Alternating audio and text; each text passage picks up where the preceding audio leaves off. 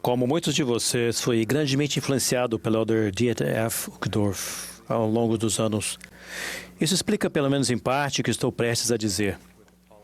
Então, com minhas desculpas a ele, pilotos de avião bem treinados voam dentro da capacidade de sua aeronave e seguem as instruções dos controladores de tráfego aéreo com relação ao uso da pista e ao trajeto de voo. Em termos simples, os pilotos atuam dentro de uma estrutura. Por mais inteligentes ou talentosos que sejam, os pilotos só conseguem atingir com segurança o enorme potencial de um avião, a fim de que alcance objetivos milagrosos se atuarem dentro dos limites dessa estrutura. De modo semelhante, recebemos revelação pessoal dentro de uma estrutura. Após o batismo, recebemos um dom majestoso, porém prático, o dom do Espírito Santo. Ao nos esforçarmos para permanecer no caminho do convênio, é o Espírito Santo que mostrará a nós todas as coisas que devemos fazer. Quando estamos inseguros ou preocupados, podemos pedir ajuda a Deus. A promessa do Salvador não poderia ser mais clara. Pedi e dar-se-vos-á. Porque todo aquele que pede, recebe. Com a ajuda do Espírito Santo, podemos transformar nossa natureza divina em nosso destino eterno. A promessa de revelação pessoal por meio do Espírito Santo é inspiradora, muito semelhante a um avião em voo. E assim como os pilotos de avião, precisamos entender a estrutura dentro da qual o Espírito Santo funciona para proporcionar a revelação pessoal. Quando atuamos dentro da estrutura, o Espírito Santo pode despertar visão, direção e consolo surpreendentes. Fora dessa estrutura, não importa nossa inteligência ou talento, podemos ser enganados, podemos falhar e nos machucar. As Escrituras formam o primeiro elemento dessa estrutura para a revelação pessoal. Banquetear-se com as palavras de Cristo, como se encontra nas Escrituras, estimula a revelação pessoal. O Elder Robert D. Hales ensinou: quando queremos falar com Deus, oramos.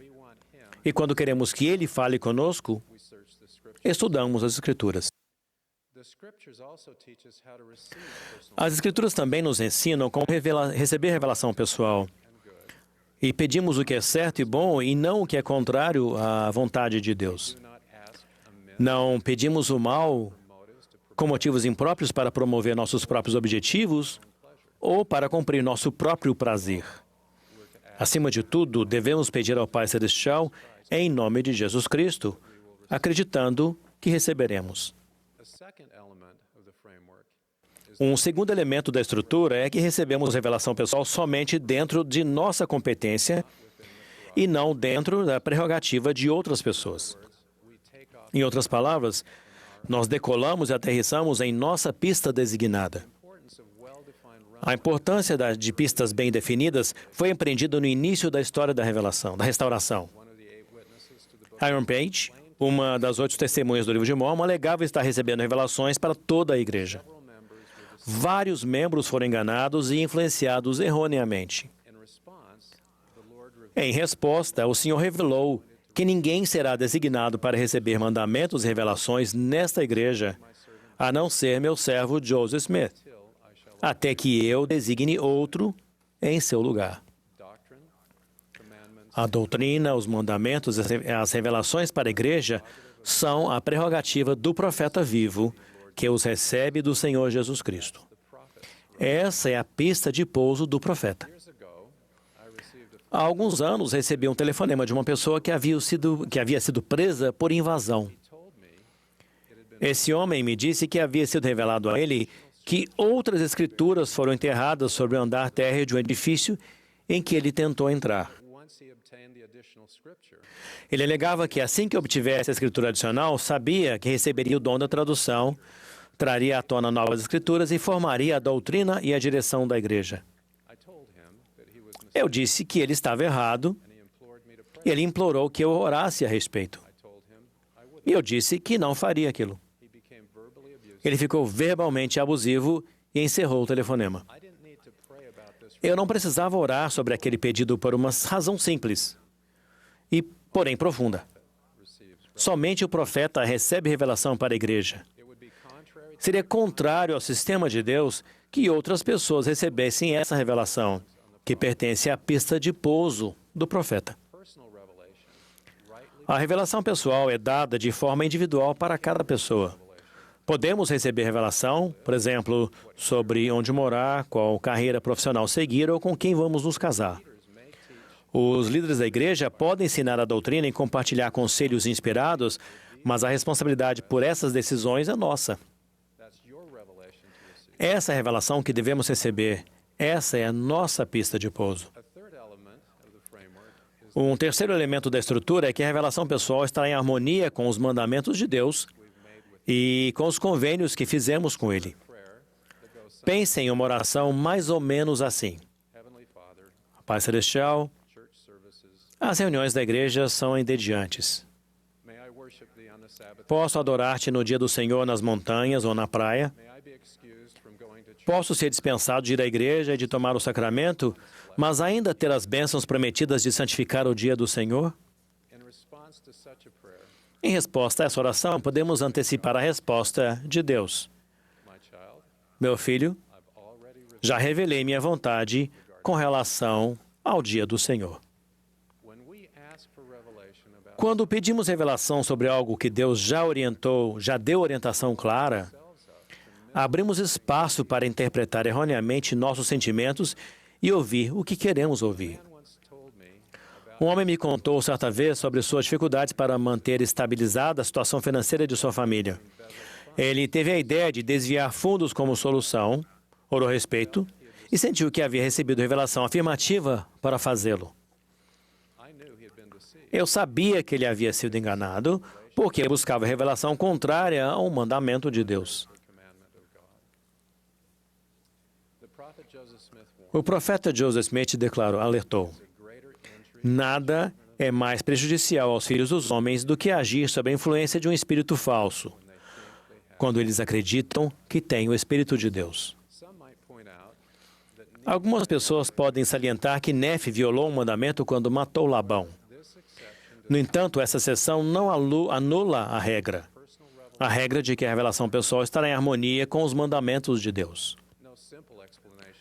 Não há uma explicação simples sobre esse evento que seja completamente satisfatória, mas vou destacar alguns aspectos dele.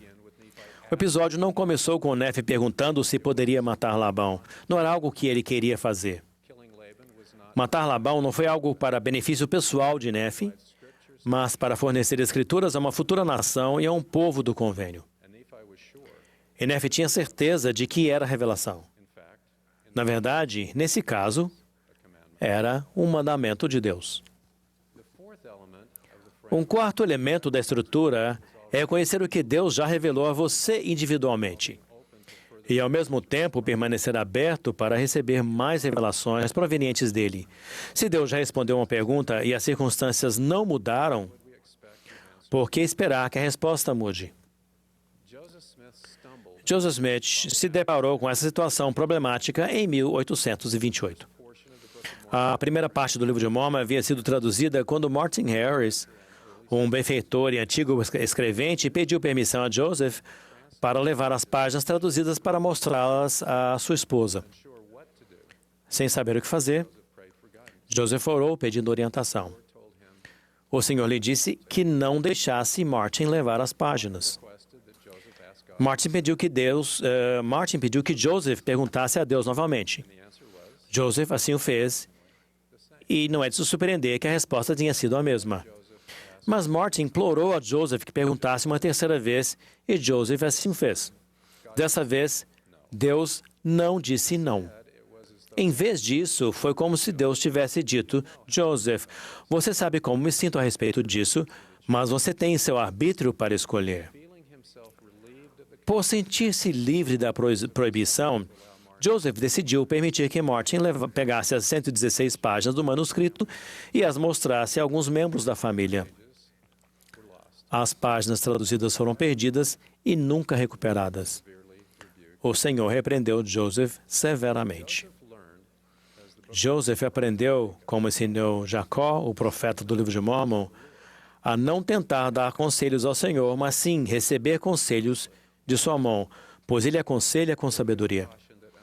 Jacó advertiu que coisas infelizes acontecem quando pedimos coisas que não devemos. Ele previu que o povo em Jerusalém procuraria por coisas que não podiam compreender, olhariam para além do marco e ignoraria completamente o Salvador do mundo. Eles tropeçaram porque pediram coisas que não conseguiam e não conseguiriam entender. Se já recebemos revelação pessoal para nossa situação e as circunstâncias não mudaram, Deus já respondeu nossa pergunta. Por exemplo, às vezes pedimos repetidas vezes por confirmação para sabermos se já fomos perdoados. Se já nos arrependemos, sentimos alegria, paz de consciência e recebemos a remissão de nossos pecados, então não precisamos pedir novamente, mas sim confiar na resposta que já recebemos de Deus. E mesmo se já confiamos nas respostas anteriores de Deus, precisamos estar abertos para receber mais revelações pessoais. Afinal, são poucos os destinos da vida nas quais chegamos com um voo direto.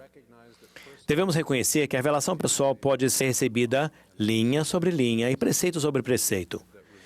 Que a orientação revelada pode ser, e com frequência é, gradual. Os elementos da estrutura da revelação pessoal são sobrepostos e se complementam. Porém, dentro dessa estrutura, o Espírito Santo pode e vai revelar tudo o que precisamos para seguirmos em frente e mantermos o ímpeto no caminho do convênio. Assim, poderemos ser abençoados pelo poder de Jesus Cristo para nos tornarmos o que o Pai Celestial deseja que sejamos.